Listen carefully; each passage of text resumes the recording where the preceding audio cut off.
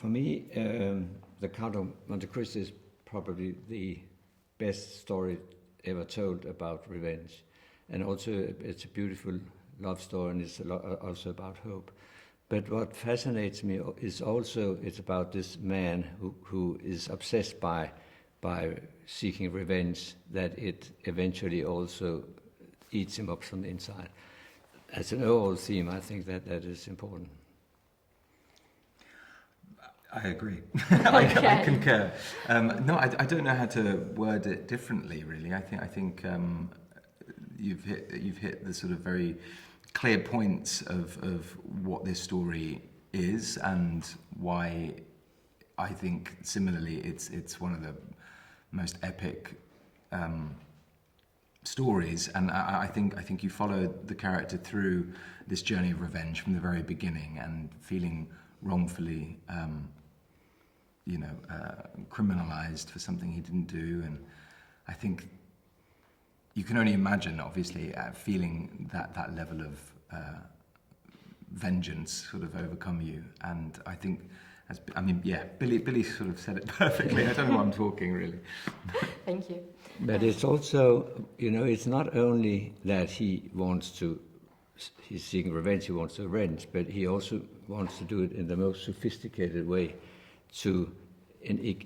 equal to the pain he has been through, which makes it so sophisticated and so complex that it's not only, he could easily go out and kill these 3 people who did it to him, but he is so by layer, he's investigating in how these people behave and their background, so he can damage it as much as hard as possible. Yeah, it's a man dealing with grief, really. Yeah. The grief of his own life coming to an end by going to prison and losing everything.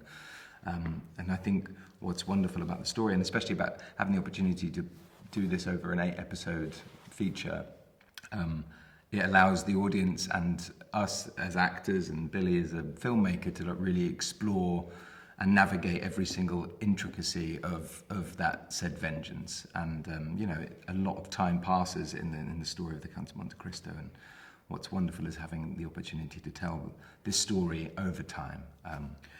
We actually, me and Bille, spoke quite a lot about the energy and the speed at which a younger man speaks and carries himself, and I think that was sort of one of the most notable physical changes. I mean, despite the beard and the sort of messier hair, I think it was more trying to bring the energy and the sort of vivaciousness to the younger man, the younger version, and naturally, because he sort of takes time to and his intelligence to really assess every aspect of this revenge.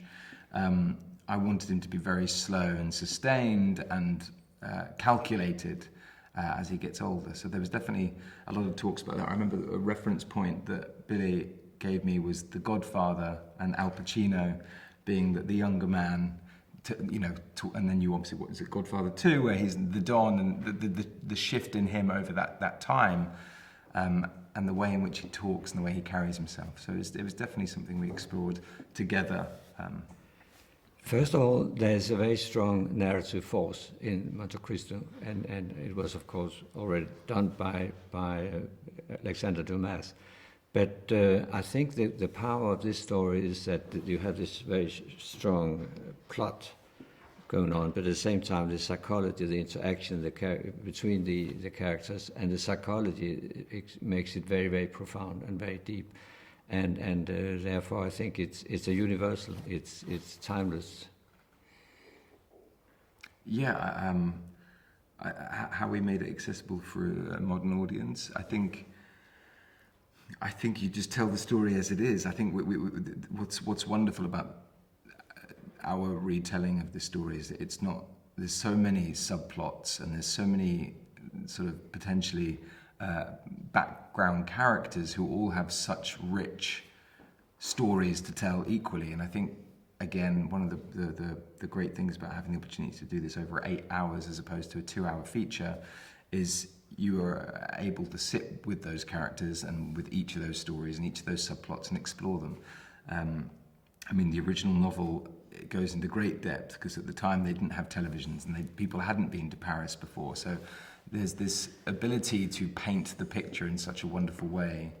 And I think what makes ours unique is that it sort of really explores every detail of the story and every character involved in Edmund's, life and story. So yeah.